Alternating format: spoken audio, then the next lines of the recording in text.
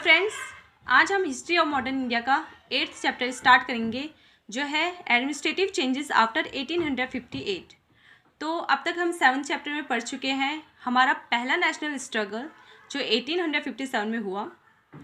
But यहाँ पे Britishers इस रिवोल्ट को सप्रेस करने में कामयाब भी हो चुकी थी। और इसके बाद हम देखते हैं 1858 के बाद हमारी इंडियन एडमिनिस्ट्रेशन में वेरियस चेंजेस आए, तो इसके बारे में हम पढ़ेंगे। प्लस यहाँ पे जो इंडियन गवर्नमेंट है उसका क्या बिहेवियर था हमारे नेबर्स के साथ, नेबर कंट्रीज़ के साथ, ये भी पढ़ेंगे। तो चलो स्टार्ट करते हैं।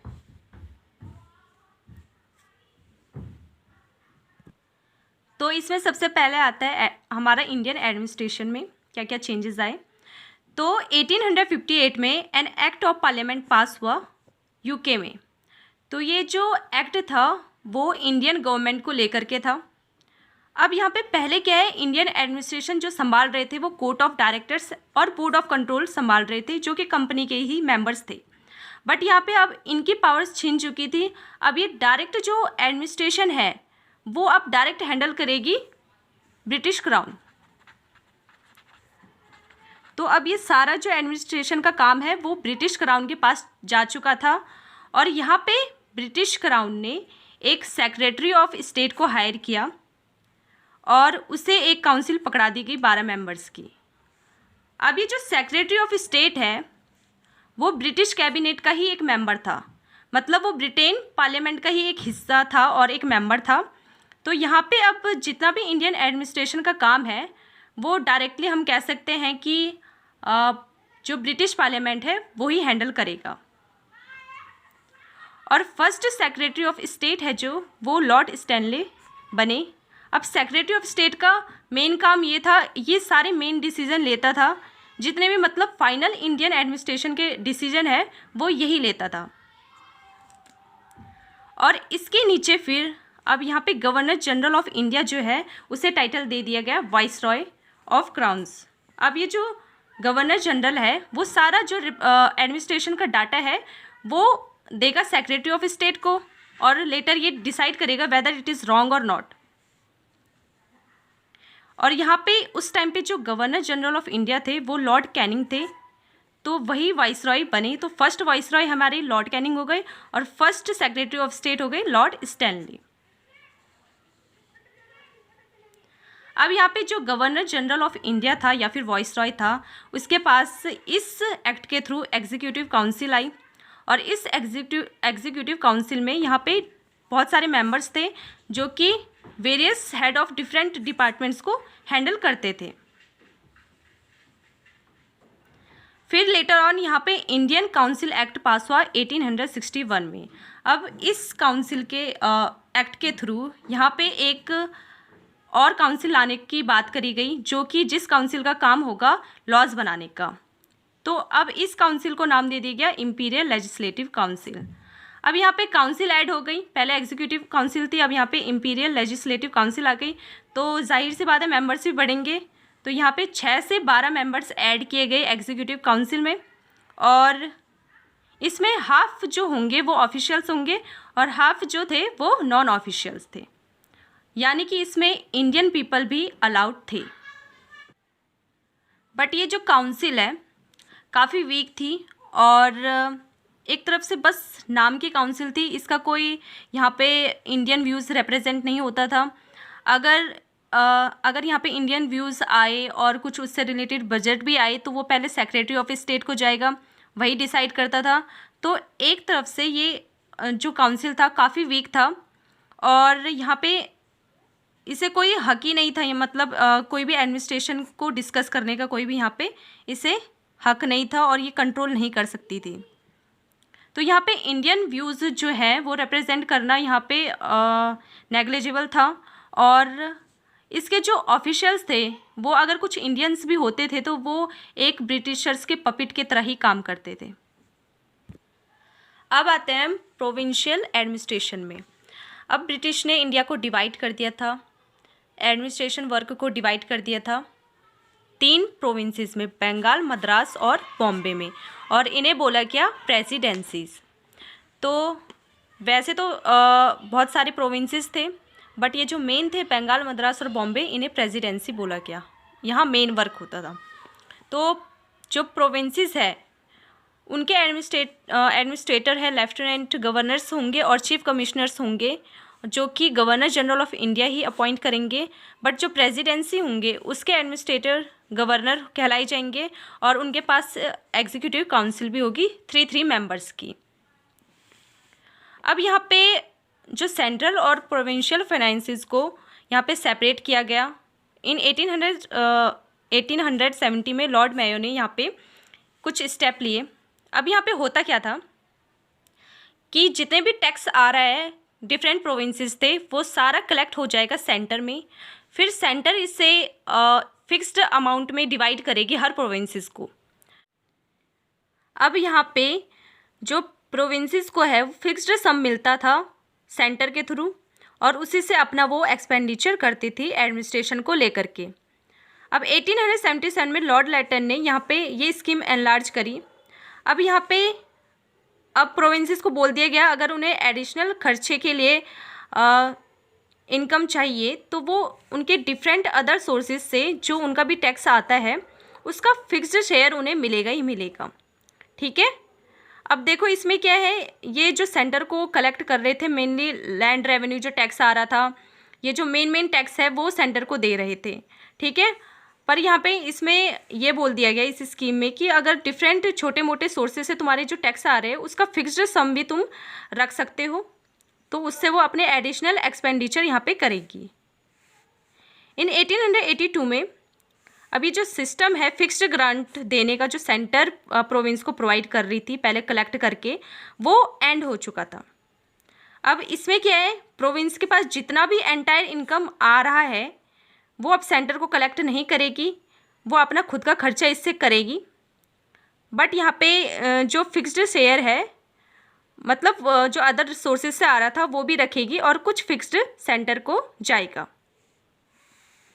तो इससे जो शेयर ऑफ इनकम इस टाइप की जनरल जो डायरेक्टली अगर सेंटर जो लगाती थी टैक्स जिनसे उनका इनकम जनरेट होता था, जो प्रोविंस करती थी, और बिटवीन सेंटर एंड प्रोविंसेस के बीच में जो शेयरिंग चलती थी।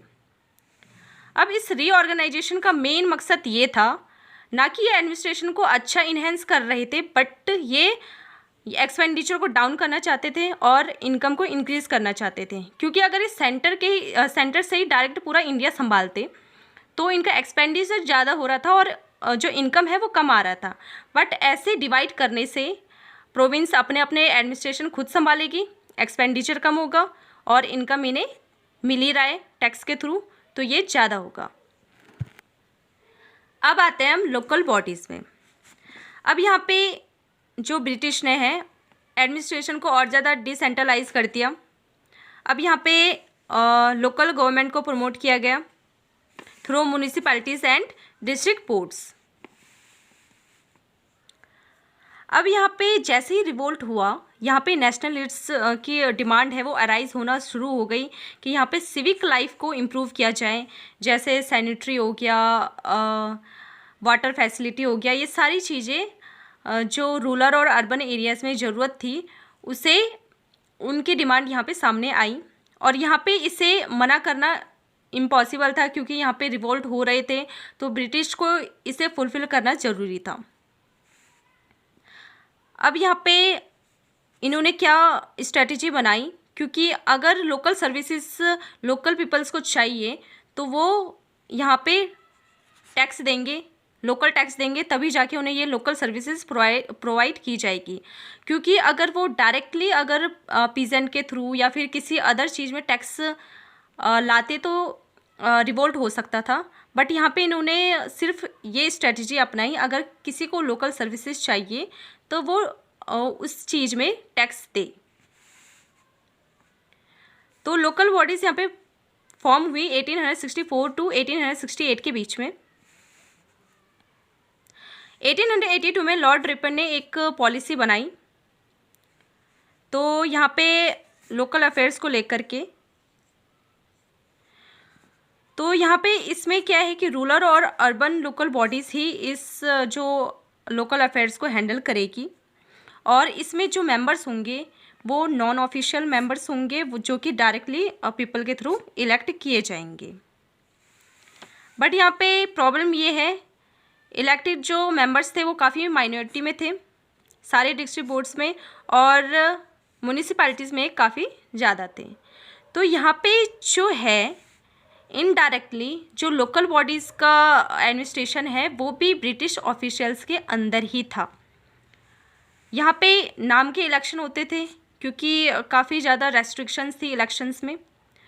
तो यहाँ पे इनडायरेक्टली जो ब्रिटिश ऑफिशियल्स ही हैं वो ही रूल कर रहे थे, और यहाँ पे जो लोकल बॉडीज़ के फंक्शन हैं वो just like departments of government, क्योंकि गवर्नमेंट ही हैंडल कर रही थी। तो यहाँ पे इनके जो नीड्स है ना वो ज़्यादा फुलफ़िल नहीं हो पा रहे थे। अब आते हैं हम changes in the Indian army. तो आर्मी में कैसे चेंजेस हुए। अब यहाँ पे इन्होंने यूरोपियंस जो प्रोपोर्शन था इंडियन आर्मी में वो बढ़ा दी, 1:2 इन बंगाल आर्मी और 2:5 इन मद्रास एंड बॉम्बे आर्मीज़। तो यहाँ पे इन्होंने यूरोपियंस को ज़्यादा रिक्रूट करने की कोशिश करी इंडियन आर्मी में। और यहाँ पे क्रूशियल ब्रांचेस आर्मी की जैसे आर्टिलरी और टैंक्स, आर्म्ड कॉर्प्सेस सारे क्या हैं यूरोपियंस के हैंड में पकड़ा दी गई, क्योंकि इन्हें पता था अगर इंडियन आर्मी को ज़्यादा ये ब्रांचेस देंगे तो यहाँ पे रिवोल्ट अगर होगा तो इनके फेवर में नहीं होगा ये सारी चीज़ें। तो यहाँ पे इसीलिए इम्पॉर्टेंट ब्रांचेस थी वो यूरोपियंस के हैंड में ही थी। और यहाँ पे 1914 तक इंडियन को यहाँ पे सूबेदार रैंक के आगे भी कोई पोस्ट मतलब आगे वो प्रमोट नहीं होते थे। डिवाइड एंड रूल पॉलिसी इन्होंने अपनाई। अब इसमें क्या था, इन्होंने जो डिस्क्रिमिनेशन है कास्ट, रीजन और रिलीजियस, इन्हें क्या है इन्हेंस कराई आर्मी में। इनका मकसद ये था कि अगर जितने ज़्यादा यहाँ पे कास्ट, रीजन और रिलीजन को लेके यहाँ पे डिस्क्रिमिनेशन होगा तो ये आपस में ही लड़ेंगे, हिंदूज़, मुस्लिम ये सारे आपस में ही लड़ेंगे, और जो ब्रिटिशर्स के अगेंस्ट में कुछ भी रिवोल्ट नहीं होगा। अब यहाँ पे एक फिक्शन आया मार्शल और नॉन मार्शल का। अब जो सोल्जर्स जिन्होंने यहाँ पे 1857 के रिवोल्ट में हिस्सा लिया था उन्हें कहा गया नॉन मार्शल, और जिन्होंने नहीं लिया था उन्हें कहा गया मार्शल। तो यहाँ पे जो सोल्जर्स थे Awadh, Bihar, central and south India के, जिन्होंने रिवोल्ट में पार्टिसिपेट किया था उन्हें नॉन मार्शल बोला गया, और जिन्होंने नहीं किया था उन्हें मार्शल। तो यहाँ पे पंजाबीज, गुरखास और पठान्स ये मार्शल थे क्योंकि इन्होंने रिवोल्ट में काफ़ी कम पार्टिसिपेट किया था। तो यहाँ पे इंडियन आर्मी में पंजाबीज, गुरखास और पठान्स काफ़ी ज़्यादा रिक्रूट हुए, और जो अवध, बिहार के लोग थे वो काफ़ी कम इसमें रिक्रूट हुए। अब यहाँ पे कम्युनल, कास्ट, ट्राइबल और रीजनल लॉयल्टीज़ को इन्हेंस किया गया, इनकरेज किया गया, ताकि यहाँ पे नॉन नेशनलिज्म हो। क्योंकि अगर ये सारे यूनाइट हो जाएंगे, मुस्लिम, हिंदूज़ सारे यूनाइट हो जाएंगे तो यहाँ पे नेशनलिज्म हमें देखने को मिलेगा। बट ये नहीं चाहते थे यहाँ पे ये हिंदू मुस्लिम यूनाइट होके चलें, तो इसीलिए ये कास्ट, ये सारी चीज़ों को बढ़ावा दे रहे थे। और यहाँ पे हम देखते हैं आर्मी को इन्होंने आइसोलेट, ब्रिटिश ने आर्मी को, इंडियन आर्मी को आइसोलेट करके रखा था। नेशनलिस्ट आइडियाज़ थे यहाँ पे, पब्लिकेशन, न्यूज़पेपर्स, जर्नल्स ये सारे प्रिवेंट किए गए, यहाँ तक आर्मी तक पहुँचाने से ये सारे प्रिवेंट किए गए। तो आर्मी को पता नहीं चलता था कि क्या करंट में सिचुएशन क्या है इंडिया की, और ये नेशनलिस्ट आइडियाज़ से अवेयर नहीं थे, ताकि यहाँ पे जो है इनके नेशनलिज्म ना बढ़े और यहाँ पे पैट्रियोटिक फीलिंग यहाँ पे ना अराइज हो। उस टाइम पे इंडियन आर्मी एक काफ़ी कॉस्टली मशीन थी, मतलब इंडियन आर्मी में काफ़ी ज़्यादा यहाँ पे खर्चा करती थी ब्रिटिश, क्योंकि उन्हें पता था इंडियन आर्मी अगर स्ट्रांग होगी तो यहाँ पे इंडिया के डिफेंस के लिए काम करेगी फ्रॉम रशिया, फ्रांस और जर्मनी से। और मोरओवर यहाँ पे जो इंडियन आर्मी है वो कंसोलिडेशन का काम करती थी, एनेक्सेशन का काम करती थी एशिया और अफ्रीका में। तो इसीलिए इंडियन आर्मी इनके लिए बहुत इम्पॉर्टेंट थी। ये काफ़ी ज़्यादा जो खर्चा है इंडियन आर्मी में करते थे। अब आते हैं हम पब्लिक सर्विसेज में। इसमें हम देखते हैं जो एडमिनिस्ट्रेशन में जो हायर पोस्ट थी उससे मेनली इंडियंस एक्सक्लूड रहते थे, क्योंकि यहाँ पे हायर पोस्ट में यूरोपियंस ही बैठते थे।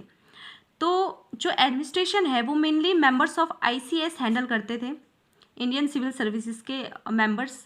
तो यहाँ पे जो मेंबर्स हैं वो मेनली यूरोपियंस रहते थे और जो इंडियंस थे वो नेग्लिजिबल थे। वो क्यों? क्योंकि ये जो ICS का एग्ज़ाम था ना काफ़ी टफ था। तो इस एग्ज़ाम को सबसे पहले सत्येंद्र नाथ जो फर्स्ट इंडियन रहे जिन्होंने एग्ज़ाम क्रैक किया 1863 में, जो कि रविंद्रनाथ टैगोर के भाई थे, तो इन्होंने सबसे पहले ये एग्ज़ाम क्रैक किया था।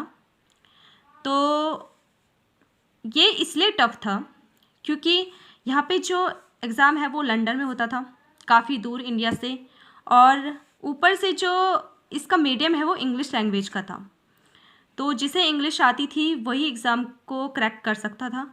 और यहाँ पे इसके जो लर्निंग थी वो क्लासिकल ग्रीक और लैटिन थी, तो बिल्कुल यहाँ पे इंडियन लैंग्वेज तो थी ही नहीं।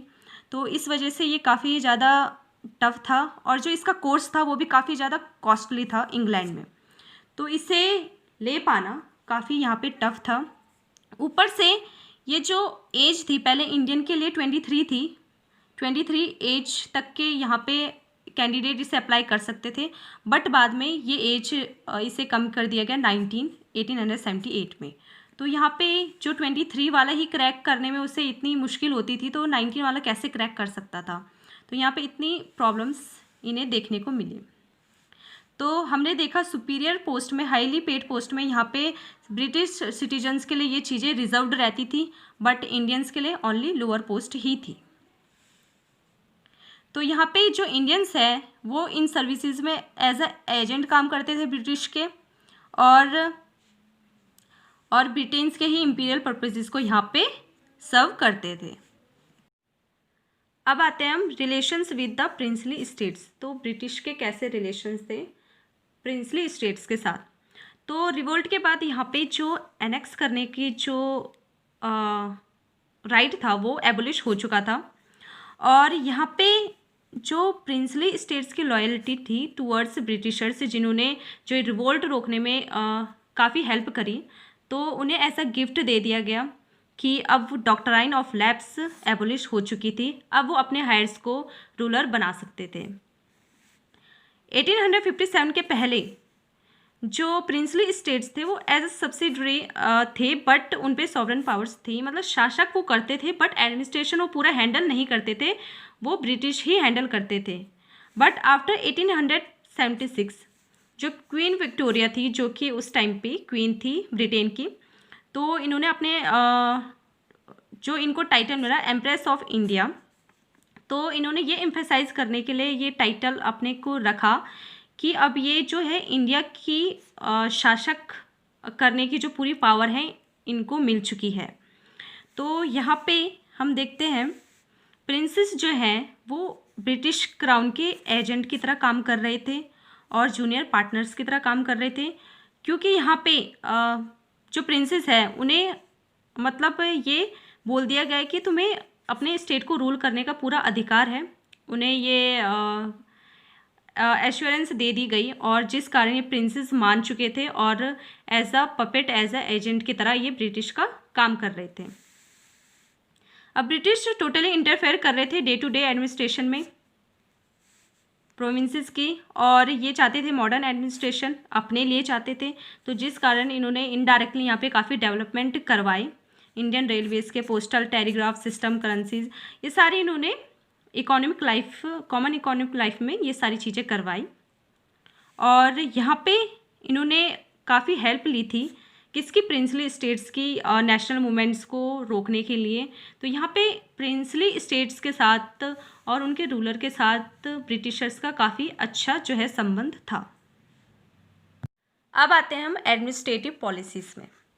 तो क्या क्या इनकी एडमिनिस्ट्रेटिव पॉलिसीज़ थी ब्रिटिश की, ये हम पढ़ेंगे। डिवाइड एंड रूल, तो जैसे मैंने पहले भी बोला डिवाइड एंड रूल वाली पॉलिसीज़ थी, ये कास्ट, रिलीजन और रीजन को यहाँ पे इन्हेंस कर रहे थे, इनकरेज कर रहे थे, ताकि यहाँ पे हिंदू, मुस्लिम और अदर कास्ट के लोग यहाँ पे यूनाइट ना हो और यहाँ पे नेशनलिज्म ना आए। तो ये सारी चीज़ें थी।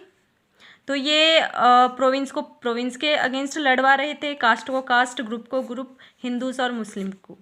ठीक है।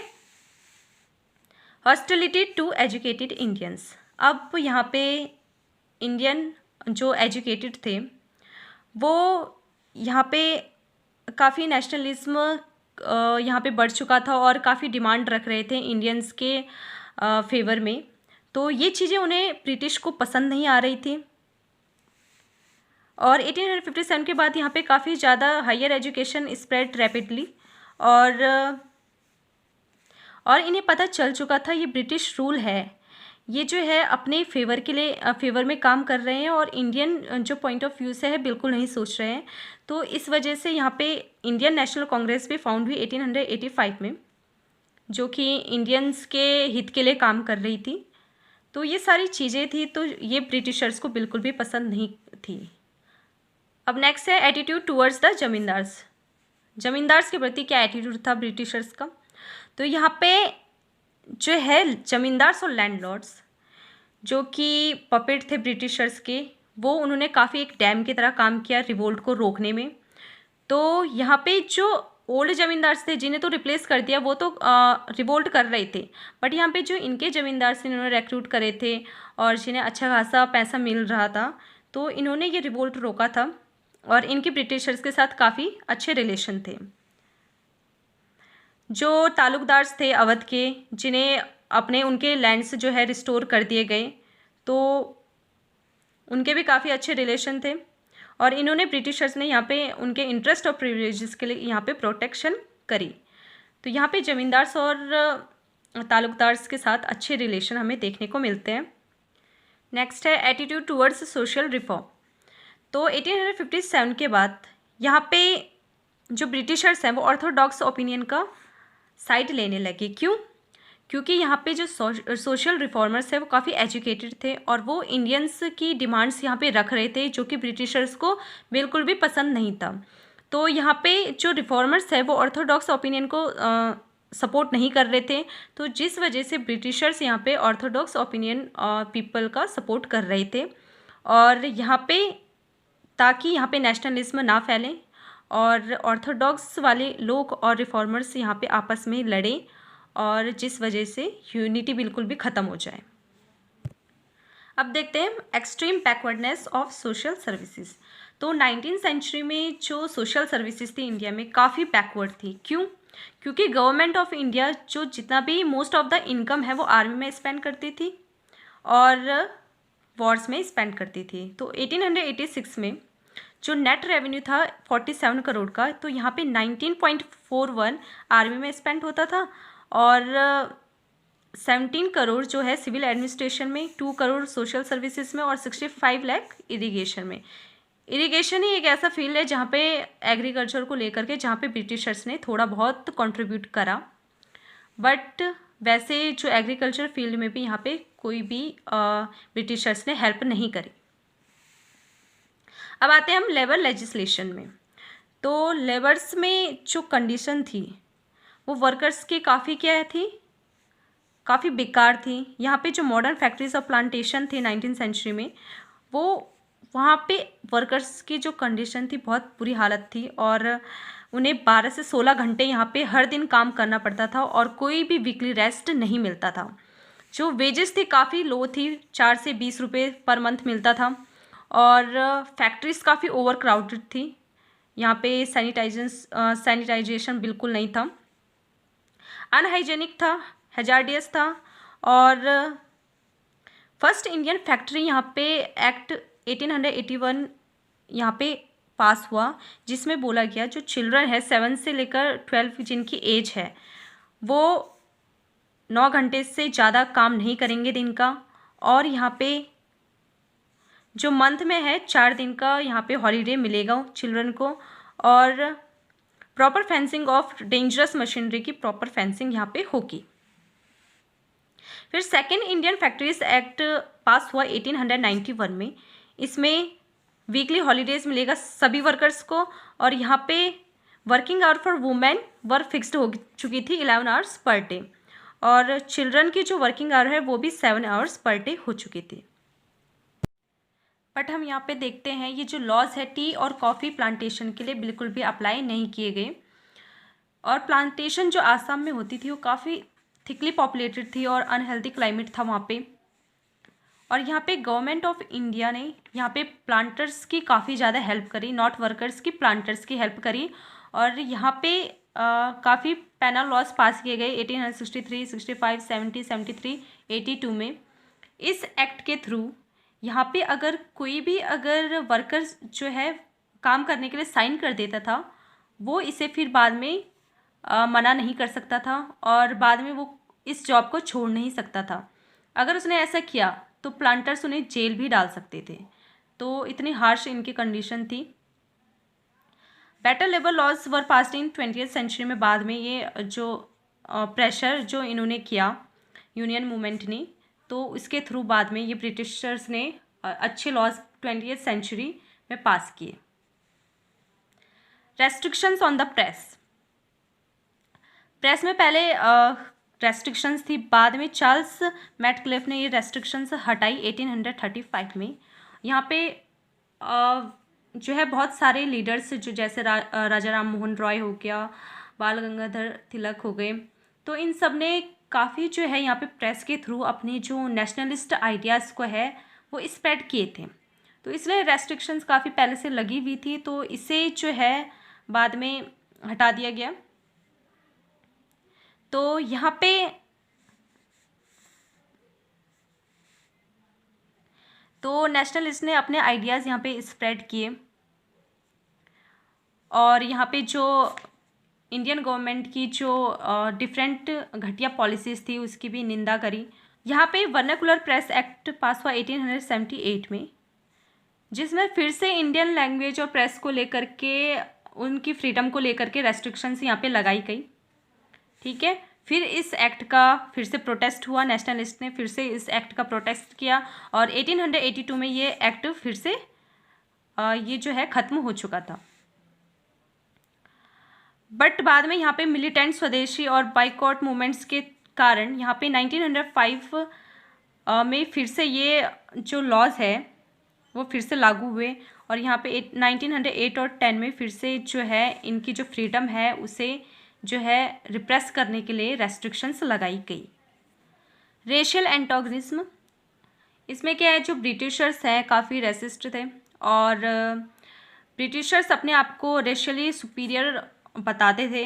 और यहाँ पे railway compartments, waiting rooms हो गया, railway stations, parks, hotels, swimming pools, इन सब में जो है यूरोपियंस के लिए एक रिजर्व्ड सीट रहती थी और जिससे इंडियन पीपल काफ़ी ह्यूमिलेटेड फील करते थे। अब आते हैं हम फॉरेन पॉलिसीज़ में। तो इंडियन गवर्नमेंट की जो नेबर कंट्रीज़ को लेकर के क्या पॉलिसीज़ थी, तो ये दो फैक्टर में डिपेंड करता था। पहला है कि उनका मॉडर्न मीन्स ऑफ कम्युनिकेशन को डेवलप करने के लिए और दूसरा है political and administrative consolidation of the country. तो ये जो दो फैक्टर हैं इसके कारण ये जो है नेबर कंट्री के साथ एनेक्स कर रहे थे या फिर उन्हें कैसे किस टाइप के रिलेशन, ये इन चीज़ों पे डिपेंड करता था। और इंडिया के जो रिलेशन थे उनके नेबर कंट्री से टोटली डिपेंड करता था कि ब्रिटिश क्या चाहती है। तो यहाँ पे सबसे पहले हमें 1814 में वॉर देखने को मिलती है नेपाल के साथ। तो यहाँ पे ओपन वॉर हुई between Indian and Nepal police in 1814 में। तो ब्रिटिश इसमें जीत गई, ब्रिटिश आर्मी और मतलब ब्रिटिश इंडियन आर्मी। और यहाँ पे नेपाल गवर्नमेंट को यहाँ पे गढ़वाल का डिस्ट्रिक्ट, कुमाऊँ का डिस्ट्रिक्ट देना पड़ा और यहाँ पे तराई एरियाज़ को भी देना पड़ा और सिक्किम को भी यहाँ पे विड्रू करना पड़ा। तो ब्रिटिश को अब मिल चुका था hill station such as Shimla, Mussoorie, Nainital. और यहाँ पे जो गोरखास हैं अब ब्रिटिश इंडियन आर्मी में रिक्रूट होने लगे थे, तो इससे ब्रिटिश इंडियन आर्मी की स्ट्रेंथ भी जो है वो बढ़ चुकी थी। अब आते हैं हम कॉन्क्वेस्ट ऑफ बर्मा पे। उस टाइम पे किंग बोडप्पा जो कि सक्सेसर थे किंग ओलंगपाया के, वो रूल कर रहे थे अवा में। तो इन्होंने सियाम में इन्वेड किया, बॉर्डर स्टेट अराकन को कॉन्क्वेयर किया 1785 में, मणिपुर को कॉन्क्वेयर किया 1813 में, आसाम को 1822 में। और इन्होंने मैनी जो चाइनीज़ इन्वेंशन है उनको भी क्या मतलब अच्छे से हैंडल किया था। बट यहाँ पे 1824 टू 1826 से यहाँ पे ब्रिटिश को यहाँ पे काफ़ी लालच था बर्मा में, क्योंकि यहाँ पे फॉरेस्ट्री रिसोर्सेज काफ़ी ज़्यादा थे और ब्रिटिशर्स ने यहाँ पे एनेक्स करने की कोशिश करी और यहाँ पे आसाम, कैचर, मणिपुर, अरकन और सी ऑक्युपाइड रंगून को भी यहाँ पे कॉन्क्वेयर कर दिया। अब फरवरी 1826 में ट्रीटी ऑफ याडम्बो साइन होती है। तो इसमें बर्मा के रूलर एग्री कर देते हैं 1 करोड़ रुपीस देने में और यहाँ पे कोस्टल प्रोविंसेस ऑफ अराकन और तेनासेरिम के वो सीड कर देते हैं और मणिपुर को as a independent state declare कर देते हैं और कॉमर्शियल ट्रीटी साइन होती है बिटवीन ब्रिटेन और बर्मा के बीच में और ब्रिटिश रेजिडेंट भी यहाँ पे प्रोवाइड करते हैं अवा में। अब पहले बर्मा का मैप देख लो। ये है अपर बर्मा, ये है लोअर बर्मा और यहाँ पे अरक्कन है स्टेट। तो ये ब्रिटिशर्स ने एनेक्स कर लिया। ये कोस्टल लाइन इसकी एनेक्स हो चुकी है और यहाँ पे रंगून है, ये भी एनेक्स हो चुका है और ये तौसेरिम है, ये भी एनेक्स हो चुका है। तो मोस्टली जो ये स्टेट है जिनके कोस्ट लाइन्स वाले स्टेट हैं ये ब्रिटिशर्स एनेक्स कर चुके हैं और यहाँ पे पेगू है तो ये भी बाद में ये ब्रिटिशर्स एनेक्स कर लेंगे और यहाँ पे बाद में हम देखेंगे कि अपर बर्मा में भी ये क्या करेंगे, वॉर करेंगे। अब सेकेंड बर्मीज वॉर होता है इन 1852 में और यहाँ पे जो अपर बर्मा हमने देखा था यहाँ पे काफ़ी ज़्यादा टिम्बर रिसोर्सेज थे तो और बर्माज में लार्ज पॉपुलेशन थी, तो जिस वजह से ब्रिटिशर्स को ये फास्ट मार्केट के रूप में मतलब अट्रैक्ट किया और यहाँ पे जो ब्रिटिश कॉटन गुड्स की सेल भी काफ़ी अच्छी हो सकती थी। तो इस वजह से ब्रिटिशर्स ने लालच में आके यहाँ एनेक्स करने की सोची और मतलब कॉमर्शियल ग्रीड के कारण यहाँ पे वॉर हुई अप्रैल 1852 में और ब्रिटिश ने बाद में यहाँ पे पेगू एनेक्स कर चुके थे और अब ब्रिटिशर्स के पास नाउ बर्मास की सारी कोस्ट लाइन वाले स्टेट्स थे। इन 1885 में किंग थाइबो जो उस टाइम पे बर्मा के किंग थे, इन्होंने एक कॉमर्शियल ट्रीटी साइन करी फ्रांस के साथ। फिर ब्रिटिशर्स यहाँ पे अब टेंशन होने लगी उन्हें कि अब फ्रांस यहाँ पे एनेक्स ना कर लें। इस वजह से इन्होंने ब्रिटिश ने क्या किया, बर्मा में दोबारा इन्वेट किया 30 नवंबर 1885 में और 28 नवंबर 1885 में यहाँ पे किंग ने, जो बर्मा के किंग थे, उन्होंने सरेंडर कर दिया और यहाँ पे जो ब्रिटिश है उससे उन्हें जो है 40,000 आर्मी यहाँ पे डिप्लॉय करनी पड़ी क्योंकि यहाँ पे काफ़ी ज़्यादा रिवोल्ट हो रहे थे बर्मा में। तो बट जो आर्मी का टोटल एक्सपेंडिचर है वो इंडियन रेवेन्यू से ही जनरेट यहाँ पे हुआ और यहाँ पे फर्स्ट वर्ल्ड वॉर के बाद यहाँ पे नेशनलिस्ट मूवमेंट अरोज हुआ बर्मा में और इसके बाद यहाँ पे जो मूवमेंट है काफ़ी ज़्यादा हुआ क्योंकि वहाँ पे वांग सेन एक लीडरशिप संभाल रहे थे ड्यूरिंग सेकेंड वर्ल्ड वॉर। तो यहाँ पे नेशनलिस्ट मूवमेंट काफ़ी ज़्यादा हो रहे थे, इंडिया में भी हो रहे थे, बर्मा में भी हो रहे थे और बाद में आखिरकार बर्मा यहाँ पे इंडिपेंडेंट हो गया 4 जनवरी 1948 में। अब आते हैं हम रिलेशंस विद अफ़गानिस्तान। तो अफ़गानिस्तान के साथ कैसे रिलेशन थे, कॉमर्शियल ग्रीड थी अफ़गानिस्तान के साथ भी और यहाँ पे अफ़गानिस्तान सेंटर में था तो यहाँ पे रशियन मिलिट्री के थ्रेट को वो चेक कर सकते थे थ्रू अफ़गानिस्तान। तो इसलिए यहाँ पे वॉर ब्रेक हुआ इन फेब 1839 में, इसे कहते हैं फर्स्ट अफ़गान वॉर। तो यहाँ पे ब्रिटिशर्स ने यहाँ पे वॉर किया और यहाँ पे काबुल जो है अपने कब्जे में कर लिया था और जो इनका एक पपेट था, ऑफिशियल था, शाह शुजा, इसे थ्रोन पे बैठा दिया था। पहले जो थे वहाँ पे दोस्त मोहम्मद रूल कर रहे थे तो इसे रिप्लेस करके उन्होंने शाह शुजा को थ्रोन पे बैठा दिया। बट यहाँ पे शाह शुजा जो है काफ़ी डिटेस्ट हुए अफ़गान पीपल के थ्रू और यहाँ पे फिर से वॉर ब्रोक अप हुआ यहाँ पे 2 नवंबर 1841 में और बाद में एक ट्रीटी साइन हुई दोनों के बीच में 11 दिसंबर 1841 में। और यहाँ पे दोस्त मोहम्मद को दोबारा थ्रोन पे बैठा दिया गया और काबुल भी रीऑक्युपाइड हो गया 16 सितंबर 1842 में। अब ड्यूरिंग 1860 रशिया की नज़र भी थी सेंट्रल एशिया में और अफ़गानिस्तान पे। तो यहाँ पे ब्रिटिशर्स को पता चल चुका था और ब्रिटिशर्स चाहती थी कि अब अफ़गानिस्तान को डायरेक्ट ये अपने अंडर में ले लें, क्योंकि ताकि ये रशिया इस पे एनेक्स ना कर ले। फिर होती है सेकेंड अफ़गान वॉर इन 1878 में, और ये वॉर 1879 तक चलती है। और फिर बाद में एक ट्रीटी साइन होती है शेर अली सन याकूब खान के बीच में और ब्रिटिशर्स के बीच में।